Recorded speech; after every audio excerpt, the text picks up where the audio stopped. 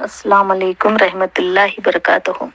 ग़ज़वे बदर में ये जो रेत का पहाड़ दिखाई दे रहा है उसको मलाइका का पहाड़ यानी जबल मलाइका भी कहते हैं। ग़ज़वे बदर में 313 सहाबी थे और दुश्मनों की तादाद बहुत ज्यादा थी। उन दुश्मनों से मुकाबला करना मुश्किल हो गया था। उस वक्त हज़रत सल्लल्लाहु अलैहि वसल्लम अल्लाह रब्बुल इज़्ज़त के सामने सजदा रेज़ हो गए।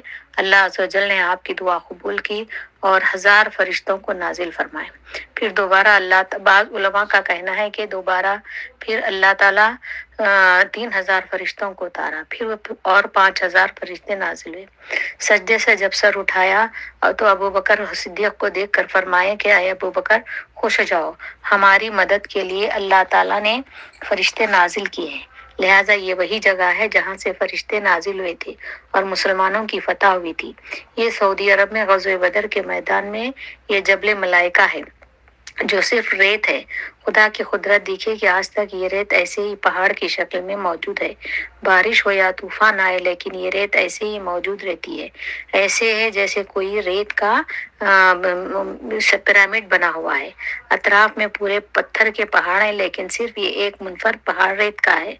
हजरत अबी बिन अनस हजरत इब्ने अब्बास से मरवी है कि जब हम किसी दुश्मन पर कोड़े मारते थे तो उससे पहले ही उसकी नाक और चेहरा चीरा हुआ खून आलूद होता है। तो ये थी फरिश्तों की मदद। क्योंकि फरिश्तों को कत्ल करना नहीं आता था, ये तो अल्लाह की तरफ से सीख कर आए थे। दुश्मन की गर्दन पर वार करो।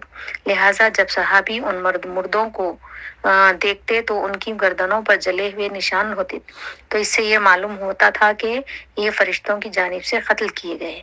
इस तरह से ग़ज़वे बदर में मुसलमानों की जीत हुई। सुभान अल्लाह। इस वीडियो को लाइक और शेयर कीजिए और सब्सक्राइब कीजिए। और जो शुहदा उस जंग में इंतकाल कर गए हैं अल्लाह ताला उनको जो है जन्नतुल फिरदौस में आला मुकाम अता करे। आप लोग भी दुआ कीजिए।